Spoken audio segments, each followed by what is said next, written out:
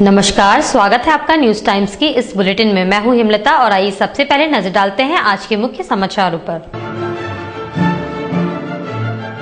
विधायक बन्ना गुप्ता का मानगो में हुआ अभिनंदन, लड्डुओं से तौला गया। झारखंड छात्र मोर्चा के समर्थन के बाद धरना पर बैठे पारा मेडिकल के छात्रों ने आंदोलन तेज किया। और शरीर के बाहर धड़क रहा है पटमदा में जन्मे एक नवजात शिशु का दिल। अब खबरें विस्तार से। मानगो में किए गए विकास कार्य और 2 जनोपयोगी सड़कों के निर्माण व चौड़ीकरण को सरकारी हरी झंडी के बाद मंगलवार को विधायक बन्ना गुप्ता को मानगो में लड्डुओं से तौला गया। मानगो क्षेत्र में विकास कार्यों की झड़ी लगाने वाले एवं 2 जनोपयोगी सड़कों के निर्माण व चौड़ीकरण को सरकारी हरी झंडी मिलने के बाद मंगलवार को मानगो में खुशियां मनाई गई और विधायक बन्ना गुप्ता को लड्डुओं से तौला गया और उन्हें सम्मानित किया गया। देखिए, मानगो की जनता का ये प्रेम है कि उन्होंने इस तरह से प्यार किया है, सम्मान दिया है। लेकिन मैं ये समझता हूँ कि मैंने अपनी जिम्मेवारियों का निर्वाह किया है और मेरी जिम्मेवारी ये है, क्षेत्र के विधायक होने के नाते मेरा ये जिम्मेवारी है कि क्षेत्र में अच्छी व्यवस्थाएं मिले, अच्छी नागरिक सुविधाएं मिले, लोगों को सड़क, पानी, बिजली, साफ सफाई आदि मिले। और इसी के क्रम में ओल्ड पुरुलिया रोड और मानगो थाना वाला रोड, ये 2 सड़क बहुत दिनों से ये चिर लंबित मांगे थी।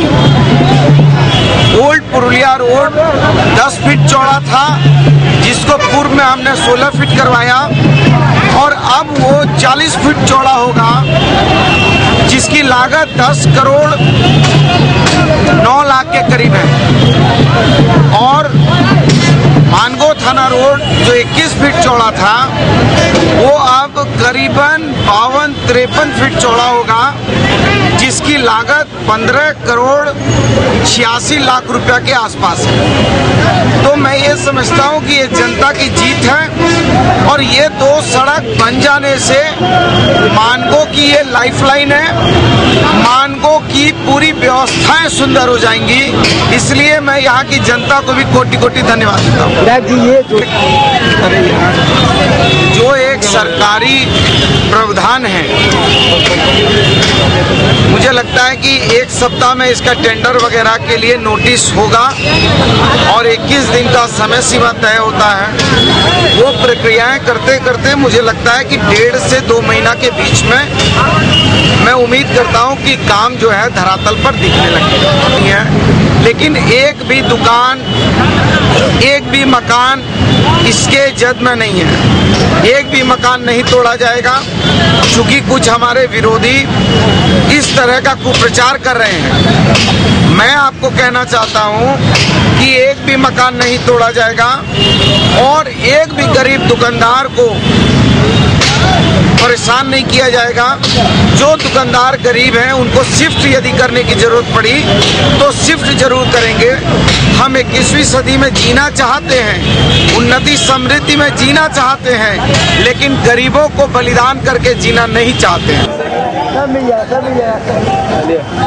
अपनी मांगों को लेकर एमजीएम अस्पताल में धरना पर बैठे पारा मेडिकल छात्रों को अब झारखंड छात्र मोर्चा का साथ मिल गया है। धरना पर बैठे पारा मेडिकल के छात्रों ने कहा कि उन्हें सिर्फ आश्वासन ही दिया जा रहा है, इसीलिए अब निर्णायक लड़ाई के लिए वे तैयार है। छात्र नेता पवन कुमार ने कहा कि रांची तक जाकर मुख्यमंत्री से मुलाकात करेंगे और छात्रों को उनका हक दिलवाएंगे। ये पांचवा छठवां रोज है हमारा, लेकिन आज तक ना तो कॉलेज प्रबंधन आया बात करने के लिए, ना ही हॉस्पिटल प्रबंधन।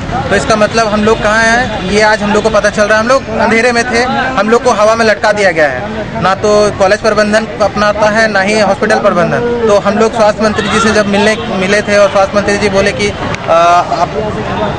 करना है करो, नहीं करना है मत करो, छोड़ दो। तो अब हम लोग कुछ भी करने को तय हो गए हैं कि भाई हमारा जब कुछ है ही नहीं, मेरा 2 साल 3 साल बर्बाद हो चुका है, तो अब हम कुछ भी करने को, और आगे जरूरत पड़ी तो हम आत्मदाह भी करेंगे। 21 तारीख से अनिश्चित करेंगे हड़ताल पर। और अभी हम लोगों को पता चला है कि रिम्स में लोग भूख हड़ताल पर बैठ गए हैं झारखंड सरकार के स्वास्थ्य मंत्री श्री राजेंद्र सिंह जी के द्वारा इन छात्रों के साथ जो दुर्व्यवहार किया गया, इस पर हम सभी छात्र संगठन कड़ी शब्दों में इनकी निंदा करते हैं और अपने मुख्यमंत्री से ये कहना चाहते हैं कि छात्र हित को ताक पे रखकर आखिर झारखंड प्रदेश का किस विकास की कल्पना को वो तय करने जा रहे हैं। झारखंड की हित ही अगर है तो वो छात्रों की वजह से है। ये लोग अपनी मांगों को लेकर यहाँ बैठे, बिल्कुल उचित मांग है। आप हमारा विश्वास करें कि कहीं कोई एक काउंसिल बना दिया गया है 2006 से या 2010 से वो कार्यविधि में शामिल है, इनके लिए कोई सुविधा हुई है, ना ही इनके लिए कोई कैंपस हुआ है, ना ही कोई टीचर नियुक्त हुए हैं, कुछ भी नहीं। बस एक कोऑर्डिनेटर हर जगह नियुक्त कर दिया गया है। कितना मद में क्या पैसा आ रहा कुछ भी आ रहा इन छात्रों को पता नहीं है। और एक मेडिकल हॉस्पिटल दे दिया गया है ट्रेनिंग के लिए। हम झारखंड छात्र मोर्चा के कोल्हान विश्वविद्यालय अध्यक्ष हैं और हम लोग 24 तारीख से इनके आंदोलन में हम लोग शामिल हैं। पटमदा प्राथमिक स्वास्थ्य केंद्र में मंगलवार को उस समय अफरा तफरी मच गई जब एक महिला ने ऐसे बच्चे को जन्म दिया जिसका हृदय तो धड़क रहा है मगर उसके शरीर के बाहर। पटमदा प्राथमिक स्वास्थ्य केंद्र में मंगलवार को एक असाधारण बच्चे का जन्म हुआ। उस बच्चे का दिल बाहर धड़क रहा है। शरीर के बाहर धड़क रहे दिल को देख पूरा विभाग सकते में आ गया। उस बच्चे को फौरन एमजीएम अस्पताल रेफर किया गया। एमजीएम अस्पताल में भी इस असाधारण मामले को देखकर चिकित्सकों ने बच्चे को ब्रह्मानंद अस्पताल भेज दिया। हर तरफ इस बच्चे का ही जिक्र था। उसकी मां का नाम कविता प्रमाणिक है। हाँ, डॉक्टर बोले कि इसको ऑपरेशन कराना पड़ेगा और बोल रहे कि यहाँ व्यवस्था नहीं है तो आप कहीं जहाँ बेहतर इलाज हो सकता है वहाँ आप जाइए। अभी आप कहाँ ले जा रहे हैं? अभी हम ब्रह्मानंद हॉस्पिटल ले जा रहे हैं। विधायक बन्ना गुप्ता के प्रयासों से मानगो की दोनों सड़कों के चौड़ीकरण को सरकारी सहमति मिलने के बाद कुछ राजनीतिक दल बौखलाहट में अनर्गल बयानबाजी में जुटे हैं। विधायक बन्ना गुप्ता के प्रयासों से मानगो की दोनों जन उपयोगी सड़कों की चौड़ीकरण और कालीकरण के लिए सरकार की हरी झंडी मिलने के बाद अब कुछ राजनीतिक दल जनता को बरगलाने और गुमराह करने में जुट गए हैं। विधायक से श्रेय छीनना चाहते हैं। उसी के तहत 1 साल पहले रोड का चौड़ीकरण हुआ, जो 3-3 मीटर चौड़ीकरण हुआ था, 1-1 मीटर दोनों साइड, जो माननीय सांसद डॉक्टर अजय कुमार के प्रयास सब जनता जानती है। विधायक के दिग्भ्रमित कर रहे हैं, काम कर रहे हैं। उनका कोई अगर विधायक जी ने सही में अनुशंसा किया तो उनके पास चिट्ठी होगी और चिट्ठी दिखा दे वो भैया आपने कब अनुशंसा किया है कि भाई विधान। विधायक बन्ना गुप्ता ने इस पथों के लिए कब विधानसभा में बात उठाई और उन्हें क्या जवाब मिला, इसके अलावा स्पीकर से उनकी बातचीत समेत तमाम दस्तावेज मौजूद है। मानगो क्षेत्र के कुछ तथाकथित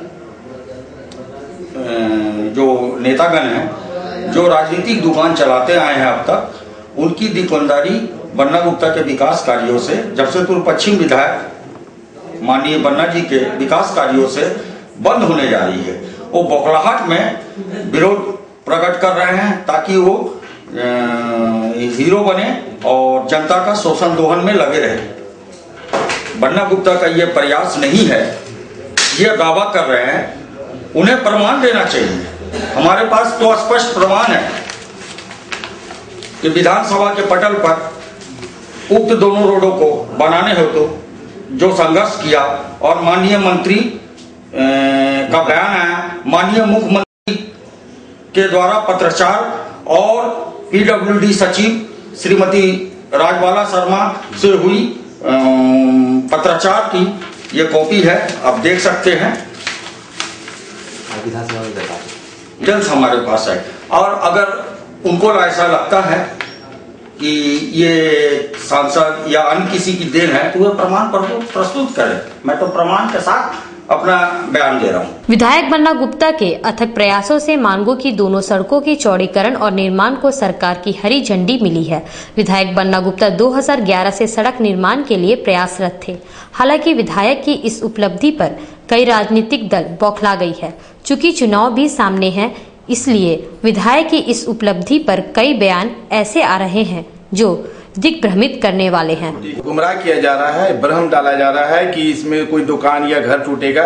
ये सरासर गलत है। ना एक भी घर टूटेगा, ना एक भी गुमटी टूटेगा। ये गुमराह किया जा रहा है और अपना ये हम लोग का इसमें पूरा दिया हुआ है, सरकार का पूरा इसमें आया हुआ है।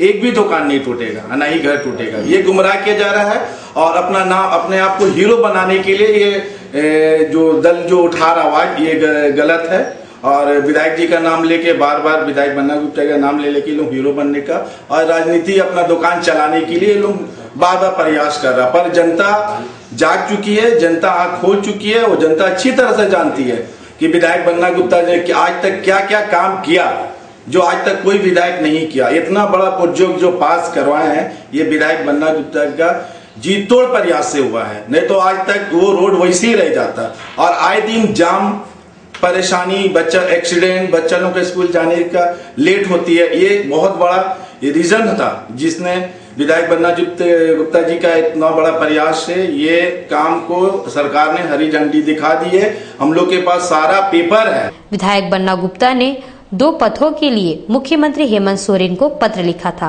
7 नवंबर 2013 को मुख्यमंत्री हेमंत सोरेन का पत्र विधायक को मिला, जिसमें साफ लिखा हुआ है कि दोनों सड़कों की चौड़ीकरण एवं कालीकरण के लिए सरकार कार्य कर रही है। व्यवहार न्यायालय में सब सुविधाएं हैं, अगर नहीं है तो सुरक्षा की व्यवस्था और पार्किंग स्थल। कई अधिवक्ताओं ने कहा कि सुरक्षा के कोई इंतजाम नहीं होने से किसी अप्रिय घटना से इनकार नहीं किया जा सकता है। नए भवन बनने के बाद व्यवहार न्यायालय चकाचक नजर आता है, वहाँ हर सुविधा मौजूद है, मगर सुरक्षा की ओर किसी का ध्यान नहीं है। न्यायालय परिसर में कोई भी घुस सकता है, किसी तरह की जांच या सिक्योरिटी की व्यवस्था नहीं है। जहाँ तक पार्किंग का सवाल है, वह भी अस्त व्यस्त और सुरक्षा इंतजाम न होने की वजह से कई वाहन चोरी चले गए हैं। अधिवक्ता एवं बार एसोसिएशन के अध्यक्ष तापस मित्रा ने कहा कि इन सभी बातों पर ध्यान दिया जाएगा।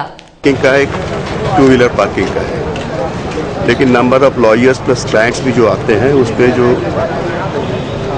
पार्किंग की काफ़ी ज़रूरत है। सभी व्हीकल्स के अकोमोडेट नहीं कर पाते हैं और जो पार्किंग के बाहर गाड़ी लगाते हैं उस पर चोरी वगैरह हुआ भी है और ऐसा चांस भी है, उसका हम रूल आउट नहीं कर सकते हैं। तो उस हिसाब से जगह की कमी हमारे यहाँ है, जिसके लिए पार्किंग नहीं हो रही है, लेकिन पार्किंग की काफ़ी आवश्यकता है। सर, अध्यक्ष होने के बाद अध्यक्ष होने के नाते इसमें संदर्भ वार्ता करेंगे ऊपर में आप? इसमें वार्ता मतलब क्या, कोर्ट कैंपस के अंदर तो जगह नहीं, हम भी देख रहे हैं। एक हो सकता है कि कैंपस के बाहर अगर हम लोग JNEC से कोरिलेट करके अगर कोई पार्किंग कर सकते हैं तो मेरे ख्याल से कुछ हद तक उसको हम लोग रीड आउट कर सकते हैं। सर, ऐसे जो गाड़ी लगी इसमें सुरक्षा के दृष्टिकोण से ये सुरक्षा के दृष्टिकोण से देखिए गाड़ी तो इनसिक्योर्ड है ही है, वगैरह बहुत कुछ केसेस हुआ है। तो उससे हम उसको रूल आउट कैसे करेंगे? हो ही सकता है, पार्किंग पे भी हो सकता है, डिनाई नहीं, तो ये इसको हम डिनाई कैसे करेंगे? इस पूरे झारखंड में नहीं है, इतनी भव्यता, इतनी सुंदरता है, इसके बावजूद यहाँ पर असुरक्षा वकील महसूस करते हैं। उनके गाड़ी घोड़ा रखने के लिए स्टैंड नहीं है। इसके अलावा जल जमाव वगैरह जो होता था, बरसात खत्म होने से थोड़ी परेशानी कम हुई है। और आए दिन गाड़ी भी चोरी होते हैं यहाँ। इसके लिए पर्याप्त सुरक्षा और पुलिस की व्यवस्था नहीं है। और आए दिन आतंकवादी घटनाएं झारखंड में बढ़ी हैं। जमशेदपुर भी अछूता नहीं है। तो प्रवेश द्वार पर जो है कोई सुरक्षा गार्ड चेकिंग नहीं होता है। कोई भी व्यक्ति असामाजिक तत्व है या अपने केस मुकदमे के संबंध में आया है, इस सब समस्या को हम लोग बार एसोसिएशन में उठाए भी हैं और बार एसोसिएशन उच्च न्यायालय से मांग भी की है। और आगे हम लोग इस पर क्या कार्रवाई हो रही है हम लोग आगे आपको बताएंगे। कॉमर्शियल टैक्स के संयुक्त आयुक्त रंजन कुमार सिन्हा ने कहा कि विभाग टैक्स कलेक्शन के अपने लक्ष्य के करीब है। फिलहाल विभाग के निशाने पर कुरियर कंपनी है। आजकल अधिकांश डीलर ऑनलाइन खरीदारी करते हैं और सामान कुरियर के जरिए मंगाते हैं। कुछ कुरियर कंपनी टैक्स चोरी कर रही है और बिना परमिट व चालान के सामानों की डिलीवरी कर रहे हैं। कॉमर्शियल टैक्स के जॉइंट कमिश्नर रंजन कुमार सिन्हा ने कहा कि कई कुरियर कंपनी के सामान जब्त किए गए हैं। ऐसा है कि ऑनलाइन शॉपिंग के थ्रू 2 तरह के लोग माल मंगा रहे हैं। एक जो हमारे रजिस्टर्ड डीलर हैं वो मंगाते हैं। तो हम लोगों ने कुछ ऑनलाइन शॉपिंग में जो कुरियर सर्विस वाले हैं उन लोगों की जांच की है। तो कुछ में परमिट मिला है हम लोगों को। ऑनलाइन 504G जो होता है उसके थ्रू आया है, तो वो रेगुलर है। इसके अलावा बहुत सारे माल ऐसे पाए गए जिनमें रोड परमिट नहीं था, 504G नहीं था। उस तरह के माल को हम लोगों ने सीज किया है, क्योंकि स्टेट के बाहर से कोई भी माल बिना रोड परमिट के नहीं आ सकता। सर ऑनलाइन शॉपिंग से ये विभाग को सर कितना फायदा होगा? ये तो अभी हम लोग एस्टिमेट कर रहे हैं। हम लोगों का काम है कि ऑनलाइन शॉपिंग आप करें, लेकिन आप जो हमारा स्टेट का लॉ है उसका कॉम्प्लायंस करते हुए करें। आप परमिट से माल मंगाएं, हमारे यहाँ डिक्लेयर करें कि कितने का माल आप ला रहे हैं, जो हमारा एडमिसिबल टैक्स होता है उसका पेमेंट करें, उसके बाद आप ऑनलाइन शॉपिंग के थ्रू माल मंगाएं, बेचें, हमें कोई आपत्ति नहीं। अब वक्त हो चला है एक छोटे से ब्रेक का। ब्रेक के बाद खबरें और भी है, अब बने रहिए हमारे साथ। ब्रेक के बाद खबरों में फिर से आपका स्वागत है। सोनारी सीपी क्लब के बगल राजकीय सीपी समिति मध्य विद्यालय को देखने से ऐसा लगता है मानो हम 60 के दशक में लौट गए हैं। न बच्चों के लिए अलग कक्षा की व्यवस्था है, न बैठने की। राजकीय सीपी समिति मध्य विद्यालय सरकारी दावों का पोल खोलने के लिए पर्याप्त है। इस स्कूल में कक्षा 1 से 8 तक की पढ़ाई होती है। मात्र 2 शिक्षिका है। बस्तियों के गरीब बच्चों को यहाँ पढ़ाया जाता है, मगर उनके लिए कोई व्यवस्था नहीं है। एक हॉल है जिसमें एक साथ 4 कक्षाएं चलती है। शिक्षिकाओं का कहना है कि पठन पाठन में काफी मुश्किल होती है। दिक्कत ये है कि हम लोग पढ़ा नहीं पाते हैं बच्चों को। किसी भी चीज को एक्सप्लेन करना है तो बच्चे यहाँ भी पढ़ाई हो रहा है, उस क्लास में पढ़ाई, सभी क्लास में पढ़ाई हो रहा है तो ठीक है, लेकिन अगर एक क्लास में अगर टीचर नहीं है, मान लीजिए खाली है, तो मेरे को मैंने दूसरे क्लास में किसी भी टीचर को पढ़ाना बहुत मुश्किल है। कौन क्लास से कौन क्लास तक है मैडम? यहाँ पे 1 से लेके 8 तक है। इस रूम में 8, 7, 6, 5 एक ही रूम में सारे? हाँ। तो पढ़ाने में कोई दिक्कत? बहुत दिक्कत है। जैसे हम अगर यहाँ मैथ्स पढ़ा रहे हैं, बगल में इंग्लिश क्लास हो रहा है, तो बच्चों को मैथ्स नहीं अच्छा।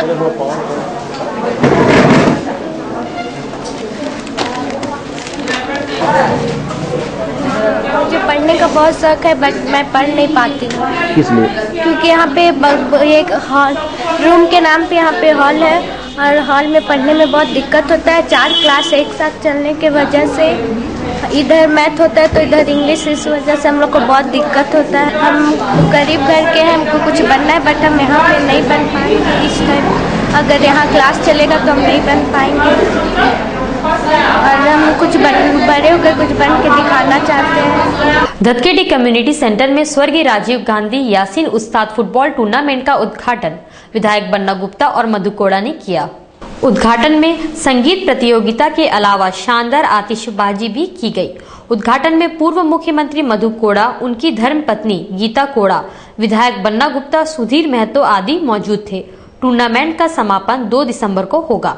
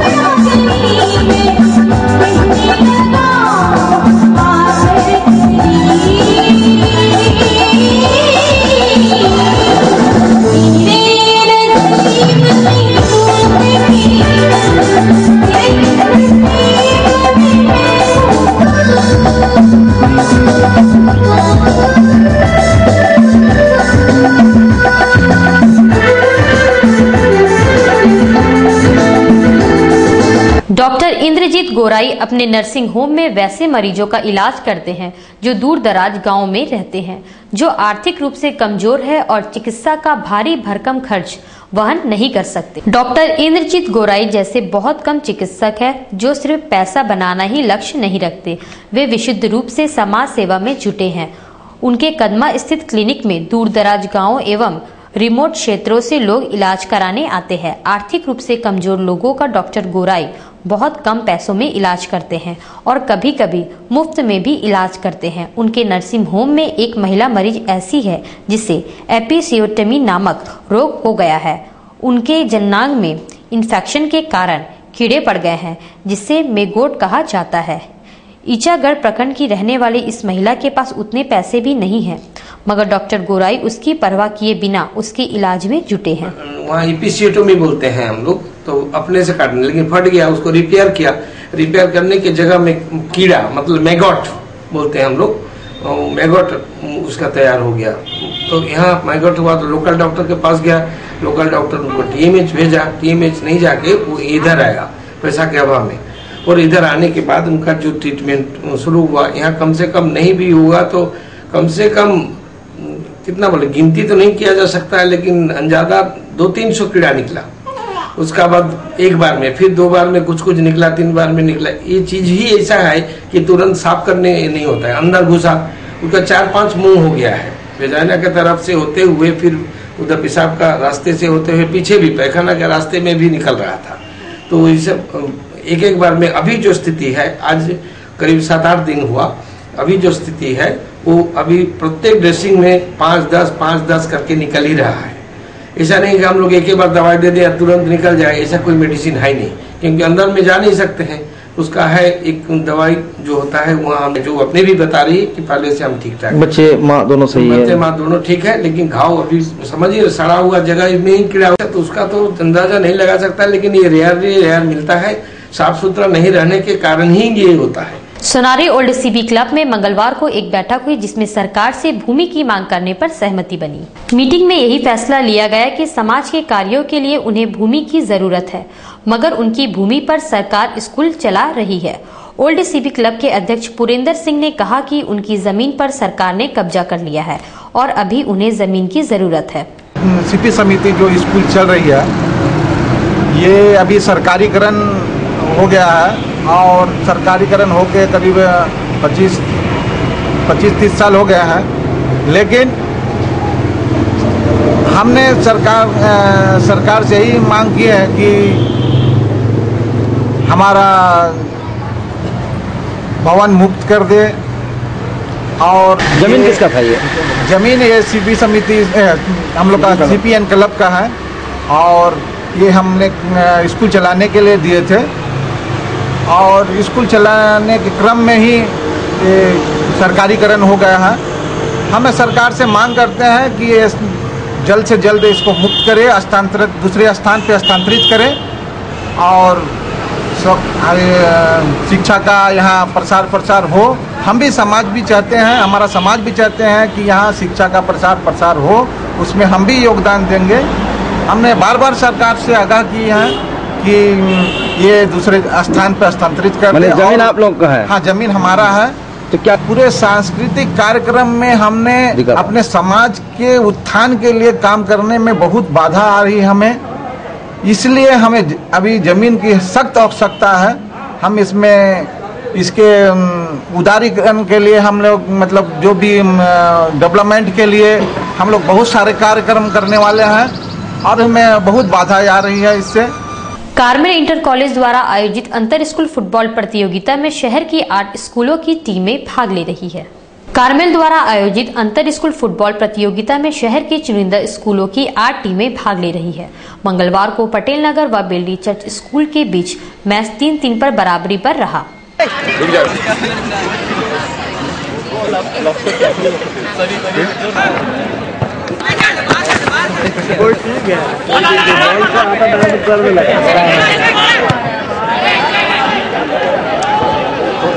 बॉयज फुटबॉल टूर्नामेंट जो कार्मेल जूनियर कॉलेज ऑर्गेनाइज कर रहे हैं बाल बिहार ग्राउंड में, ये आज सेकेंड डे है टूर्नामेंट का, और पहला मैच जो DAB Patel Nagar versus church school का था, उसमें दो गोल दोनों टीम ने स्कोर किया और बराबरी में मैच खत्म हुआ। दूसरा मैच अभी जो आपके सामने में खेला गया था, वो KPS कदमा और जमशेदपुर पब्लिक स्कूल के बीच में खेला गया था, और उसमें जमशेदपुर पब्लिक स्कूल ने KPS को 3-1 से पराजित किया। कितनी टीम भाग ली है? इसमें टोटल 8 टीमें, जमशेदपुर के 8 बेस्ट टीम स्कूल का टीम पार्टिसिपेट कर रहे हैं, जो कि 25 तारीख से 29 तारीख को इसका समापन